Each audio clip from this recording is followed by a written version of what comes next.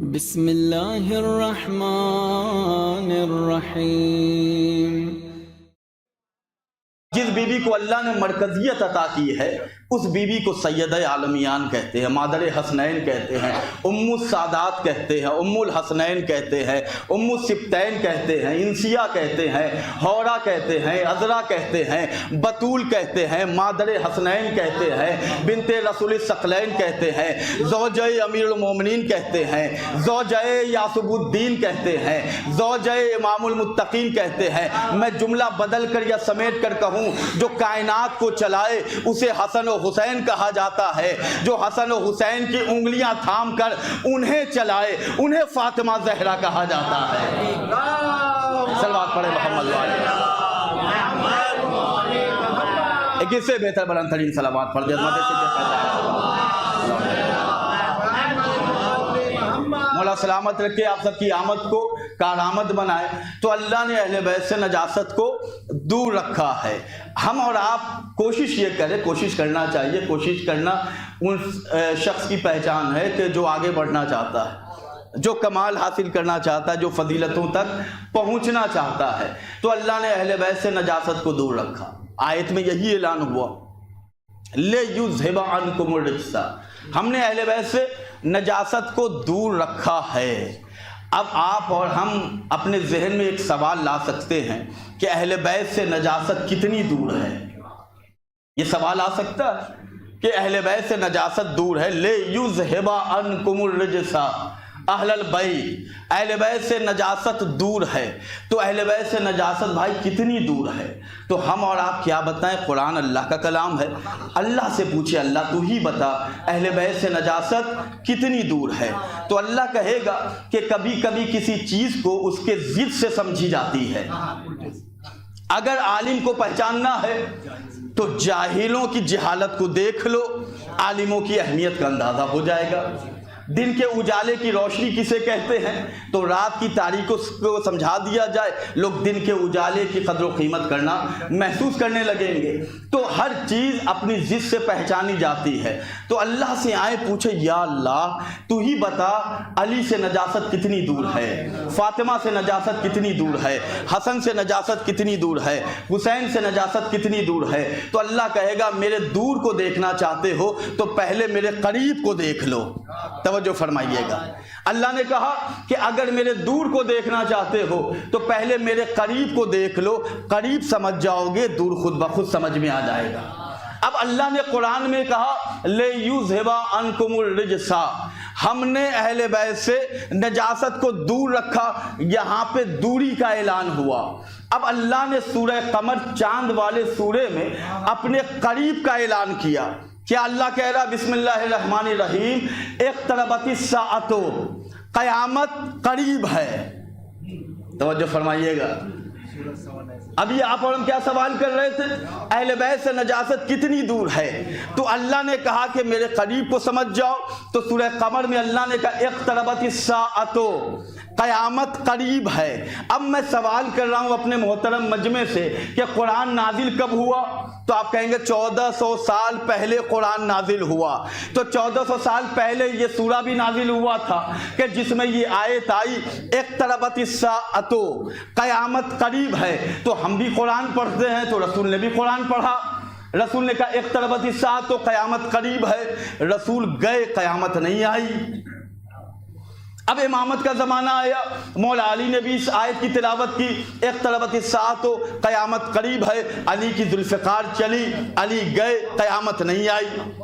وہ زمانہ آیا کہ جسے امام حسن کا دور کہا جاتا ہے۔ امام حسن نے بھی اس آیت کی تلاوت کی اقتربت الساعۃ، قیامت قریب ہے۔ عزیز و امام چلے گئے، قیامت آج تک نہیں آئی۔ ایک امام کے بعد دوسرے امام آتے گئے، آیت کی تلاوت کرتے گئے اور کہتے گئے قیامت قریب ہے۔ عزیزو ذرا سا اپنے ذہن کی ڈائری کو کھولے اور عقل سے کام لے کہ جس اللہ کا قریب اتنا دور ہے اس اللہ کا دور کتنا دور ہوگا۔ خود امام بیان کرتے، 8ویں امام کی حدیث ہے، امام ارشاد فرماتے ہیں کہ ان فاطمۃ صدیقۃ شہیدۃ، میری دادی فاطمہ صدیقہ بھی ہیں اور شہیدہ بھی ہیں۔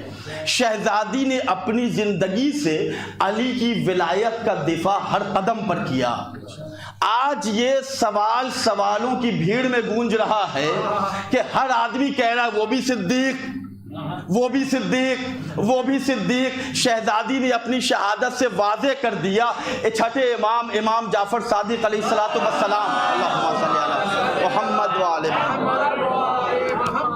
توجہ فرمائیے گا، امام بیان کرتے ایک شخص آیا پوچھتا ہے کہ مولا آپ کی دادی، آپ کی جد ماجدہ کہ جن کے بہت سے القاب ہیں، ان میں ایک پیارا لقب یہ ہے کہ وہ صدیقہ ہیں، وہ شہیدہ ہیں، وہ مبارکہ ہیں، وہ محدثہ ہیں، تو یہ صدیقہ کیا ہے؟ تو امام بیان کرتے ہیں میری دادی صدیقہ ہیں، اس کی دلیل یہ ہے کہ صدیقہ کو غسل وہی دے گا کہ جو صدیق ہوگا۔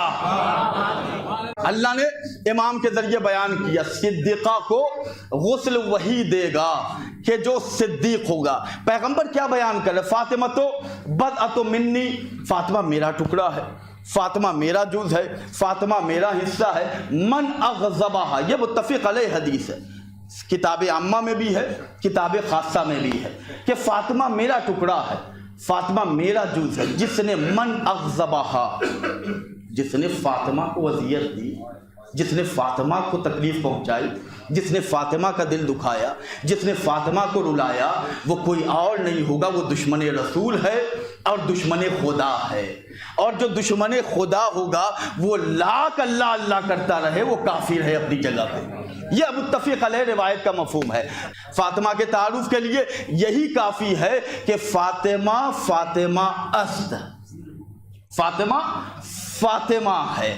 عزیزو، فاطمہ جب محمد کو ملی تو محمد رحمت للعالمین، محمد کی رحمت کا نام فاطمہ۔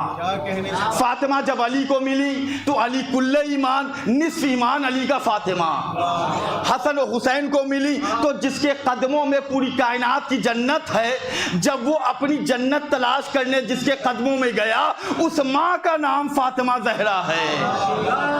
صلوات پڑھے محمد والے محمد علیہ وسلم۔ توجہ فرمائیے گا، عظمت سیدہ کیا ہے؟ فاطمہ فاطمہ ہے۔ امام حسین بتا رہے ہیں یہ میری ماں فاطمہ ہے، یہ میری والدہ فاطمہ ہے۔ نبی بتا رہے ہیں یہ میری بیٹی فاطمہ ہے۔ علی بتا رہے ہیں کہ یہ میری زوجہ فاطمہ ہے۔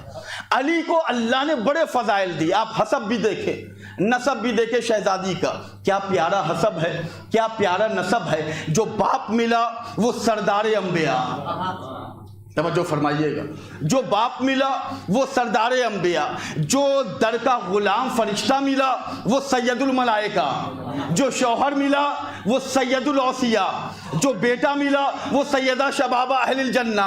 سرداروں کے درمیان جس کی سرداری رہے اسے فاطمہ کہتے ہیں۔ سرداروں کے درمیان جس کی سرداری رہے اسے فاطمہ کہتے ہیں۔ عزیزو، علی کون؟ میں مسلسل بیان کر رہا ہوں کہ علی وہ ہے کہ جسے فاطمہ کا ہمسر بنایا گیا، علی وہ ہے کہ جو فاطمہ کے برابر ہیں۔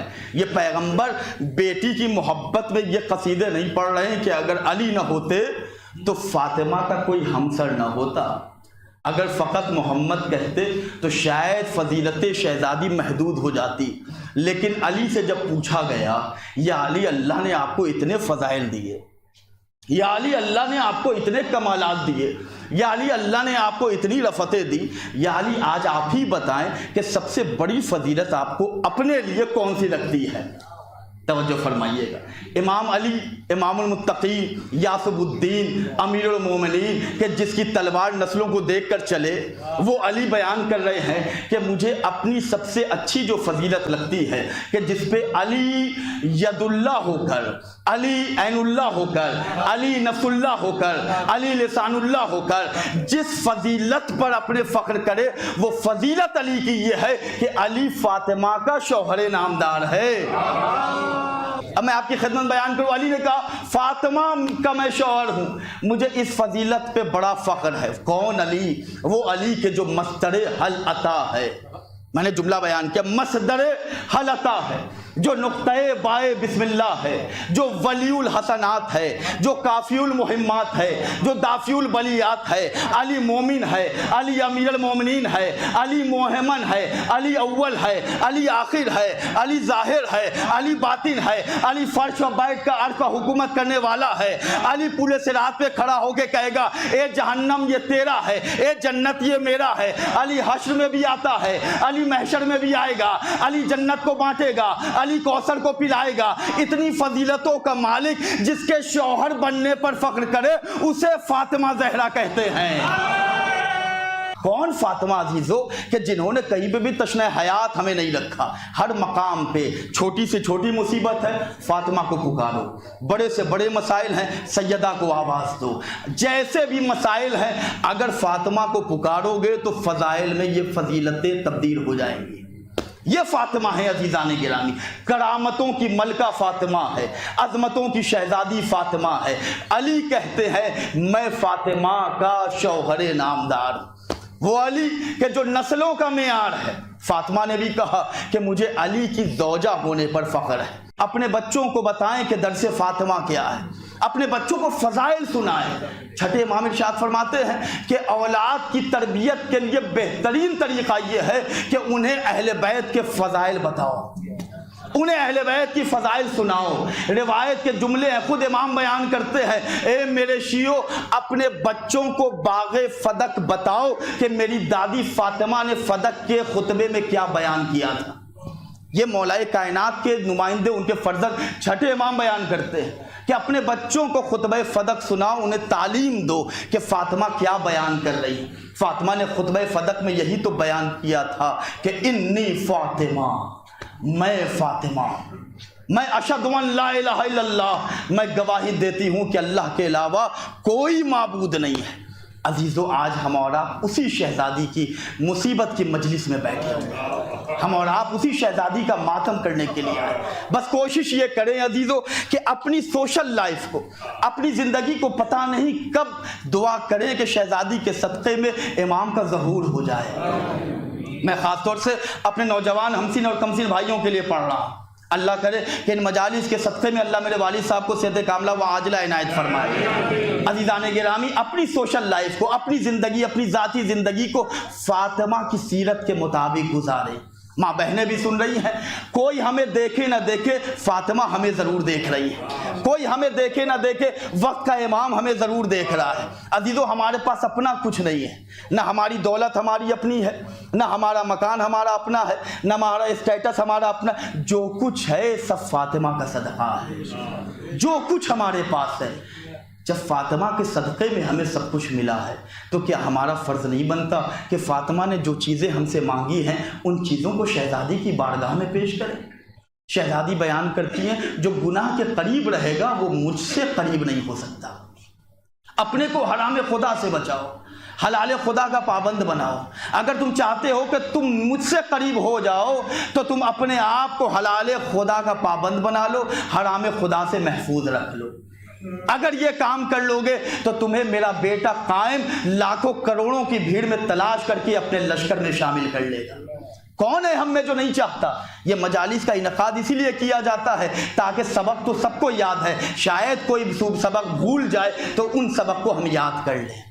بہت مصیبتیں ڈھائی گئی ہیں فاطمہ پر، 18 سال میں ہاتھ میں عصا آ گیا۔ اجرکم اللہ، مولا کوئی غم نہ دیں سوائے غم مظلوم کربلا۔ 18 برس میں عزیزو ہاتھ میں عصا آ جانا، میں پڑھ رہا ہوں آپ سن رہے ہیں، محسوس نہیں کر پائیں گے ہمارا۔ آپ چلیں امام حسن سے پوچھیں مولا آپ کی اماں کے ہاتھ میں عصا کیسے آیا؟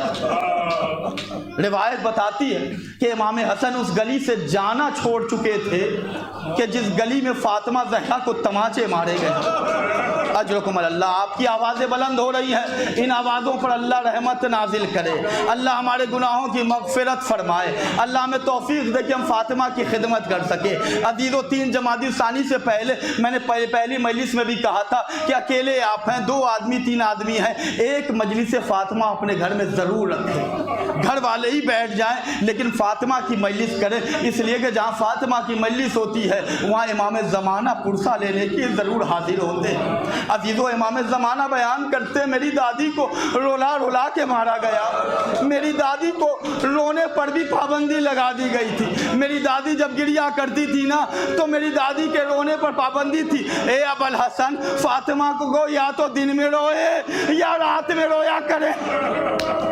अजरकुम अल्लाह, मौला कोई गम न दें सिवाए गम मजलूम करबला के। अज़ीज़ान गिरामी, हमें अगर कोई परेशानी है ना तो फातिमा से भीख मांगे, फातिमा से अपनी हाजत को पेश करें। उलमा इरफान बयान करते हैं अगर कोई हाजत है ना तो 530 मरतबा ये सलावात पढ़ो, अल्लाहुम्मा सल्ली अला फातिमता व अबीहा व बालिहा व बनीहा व सिरिल मुस्तौदअ फीहा। 530 मरतबा ये सलावात पढ़ के अगर तुम अल्लाह से दुआ करोगे तो फातिमा के सदक़े में अल्लाह तुम्हारी दुआ को ज़रूर कबूल करेगा। इसलिए कि फातिमा की तमाम तमन्नाएं घुट के रह गई थी। अरे फातिमा के दरवाजे पे जब मलून ने आग लगाई, फातिमा दरवाजे के पुष्प पे खड़ी थी। रिवायत के जुमले हैं, एक मलून आगे बढ़ा, उसने अपने नजिस पाँव को अब जो दरवाजे पे मारा, दरवाजे में कील थी।